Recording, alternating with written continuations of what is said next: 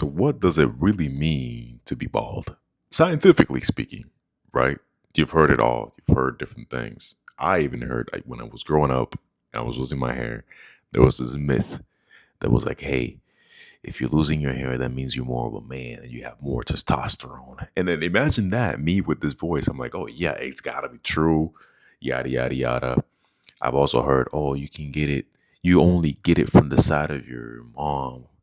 And I was like, but that doesn't make any sense because my balding pattern, the way my hairline is growing, looks just like my dad's. So what do you mean? Scientifically, this is what it means. You could get this from your dad or your mom.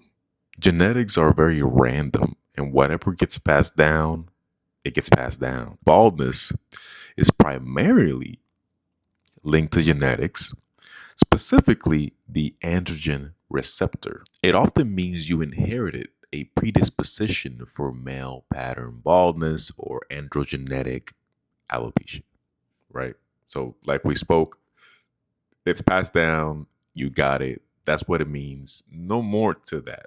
That's it. Right? And it works very interestingly. My dad has six brothers or so. Guess who's the only one that's bald in there? Him. They all have hair. He's the only one that's bald. And so, out of all his kids, he's got three kids, including me. They're all, well, actually, two out of three are bald. So that's genetic. That's how it works. It's interesting. Let's move on to the next. And this is one that's this is the one where people say, "Oh, that means you have more testosterone in it." And so this is the explanation to that. And the truth is that is not true. It is more so that you're more sensitive to DHT. Bald men typically have a higher sensitivity to DHT, a hormone derived from testosterone. Hair follicles sensitive to DHT shrink over time, right? So when you see this, basically it just means that my I'm a very sensitive person to DHT.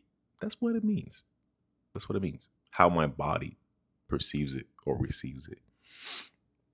So the hair follicle that is sensitive to DHT shrinks over time, leading to thinner hair and eventually no growth. So it's just kills it.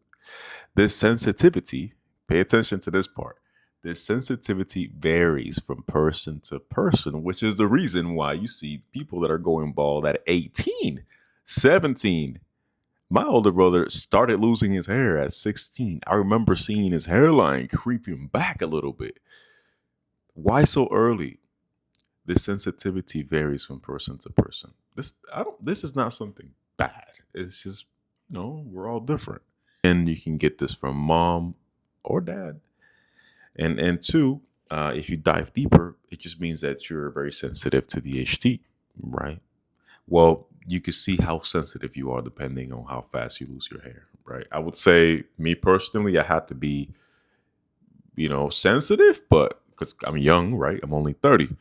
I started losing my hair, or I started seeing signs of hair loss in the barbershop when I was exactly 20 years old.